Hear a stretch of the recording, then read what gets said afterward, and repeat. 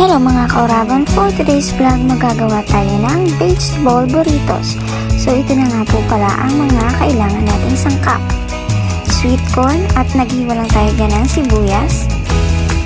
Isinunod na natin dyan ang kamatis. Isa nga po pala itong almusal na ginagawa ko para sa amo kong lalaki. At pagkatapos isunod naman natin ang red bell pepper.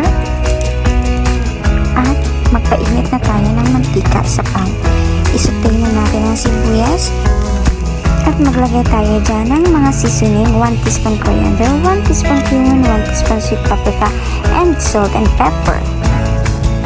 Sunod, ilagay naman natin dyan ang grated carrots and grated zucchini. At makalipas ang mga ilang minuto, ilagay na natin ang bell pepper, sweet corn, at tomato.